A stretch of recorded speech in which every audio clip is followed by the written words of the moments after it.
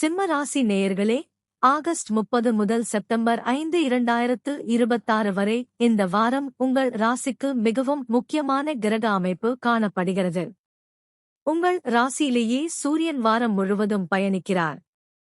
சிம்மத்திற்கு அதிபதியான சூரியன் சொந்த ராசியில் இருப்பதால் தன்னம்பிக்கை, தலைமைப் பண்பு மற்றும் செயல்படும் ஆற்றல் அதிகரிக்கலாம். ஆனால் உங்கள் விதிப்படி முதல் வீட்டில் சூரியன் இருப்பது அசுப வீடுகளில் வருவதால் எந்த விஷயத்திலும் அவசர முடிவுகளைத் தவிர்த்து நிதானமாக செயல்படுவது நல்லது. குறிப்பாக குடும்பம் மற்றும் பணியிடத்தில் உங்கள் கருத்தை வலியுறுத்தும்போது மற்றவர்களின் கருத்துக்கும் மதிப்பளிப்பது நல்ல புரிதலை உருவாக்கும். உங்கள் ராசியிலேயே புதனும் கேதுவும் இணைந்து இருப்பது இந்த வாரத்தின் முக்கிய அம்சமாகும். புதன் செப்டம்பர் 2 வரை சிம்மத்தில் இருப்பதால் சிந்தனை, பேச்சு மற்றும் தகவல் தொடர்புகளில் வேகம் இருக்கும். ஆனால் முதல் வீட்டில் புதன் இருப்பது உங்கள் விதிப்படி சுப நிலையில் வராததால் முக்கியமான தகவல்களை பகிரும்போது 1க்கு 2 முறை சரிபார்த்துக் கொள்வது நல்லது.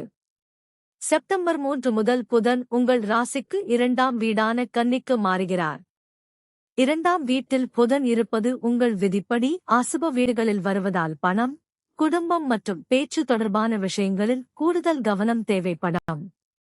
அதே சமயம் கன்னி புதனுக்கு வலிமையான ராசியாக இருப்பதால் புத்திசாலித்தனமாக திட்டமிட்டு செயல்பட்டால் பல சிக்கல்களை எளிதாக கையாள முடியும். கேது உங்கள் ராசியில் இருப்பதால் சில நேரங்களில் மனதில் தேவையற்ற குழப்பம் அல்லது ஒரு விஷயத்தில் ஆர்வம் குறையும் நிலை ஏற்படலாம். உங்களுக்கு முக்கியமான இலக்குகளில் மட்டும் கவனம் செலுத்துவது நல்லது.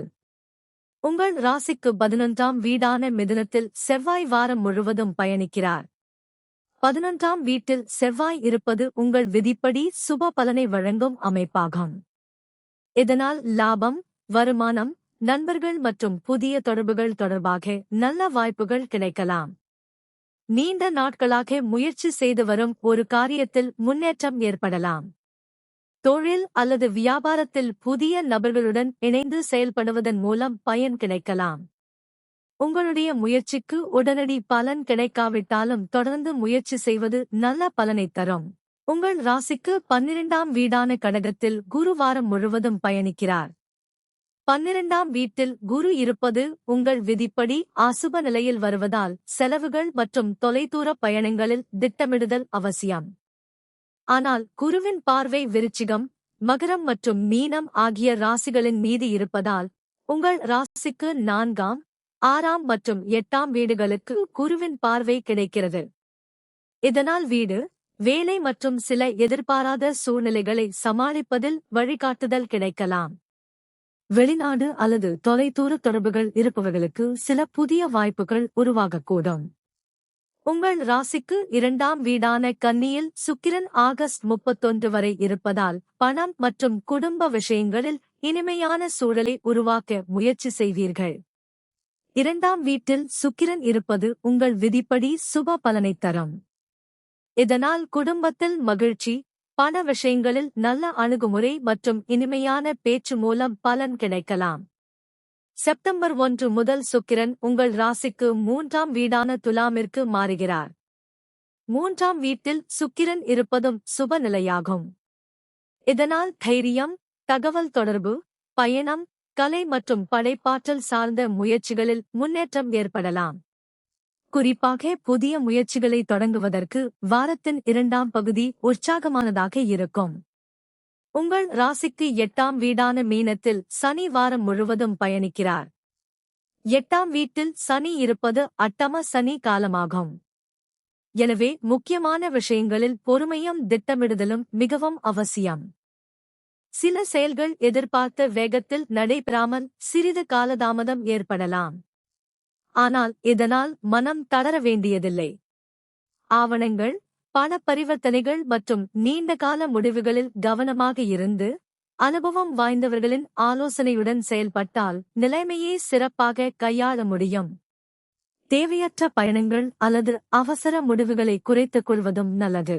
உங்கள் ராசிக்கு 7ஆம் வீடான கும்பத்தில் ராகு இருப்பதால் வாழ்க்கை துணை, கூட்டுத் தொழில், வாடிக்கையாளர்கள் மற்றும் முக்கியமான உறவுகளில் சில எதிர்பாராத மாற்றங்கள் ஏற்படலாம். உங்கள் விதிப்படி 7ஆம் வீட்டில் ராகு அசுப பலனை வழங்குவதால் கூட்டுத் தொழில் அல்லது ஒப்பந்தங்களில் முழுமையான தெளிவு பெற்ற பிறகே முடிவெடுப்பது நல்லது. உறவுகளில் சிறிய கருத்து வேறுபாடு ஏற்பட்டாலும் உடனடியாக முடிவெடுக்காமல் பொறுமையாக பேசினால் நல்ல புரிதலை உருவாக்க முடியும். மொத்தத்தில் சிம்ம ராசிக்காரர்களுக்கு இந்த வாரம் தன்னம்பிக்கையையும் முயற்சியையும் சரியான திசையில் பயன்படுத்த வேண்டிய வாரமாக அமைகிறது. உங்கள் ராசியில் சூரியன் இருப்பதால் தலைமைத்திறன் வலுப்பெறும். 11ஆம் வீட்டில் செவ்வாய் இருப்பதால் லாபம் மற்றும் புதிய வாய்ப்புகளுக்கான முயற்சிகளில் வேகம் கிடைக்கும். ஆகஸ்ட் 31 வரை 2ஆம் வீட்டில் சுக்கிரனின் சுப பலனும், செப்டம்பர் 1 முதல் 3ஆம் வீட்டில் சுக்கிரனின் சுப நிலையும் நல்ல ஆதரவை வழங்கும். அதே நேரத்தில் அட்டம சனி மற்றும் 7ஆம் வீட்டில் ராகு இருப்பதால் உறவுகள், ஆவணங்கள் மற்றும் முக்கிய முடிவுகளில் நிதானமாக செயல்படுவது நல்லது. இந்த வாரத்தில் அவசரத்தை தவிர்த்து உங்கள் திறமையையும் அனுபவத்தையும் நம்பி செயல்பட்டால் பல நல்ல வாய்ப்புகளை பயன்படுத்திக் கொள்ள முடியும்.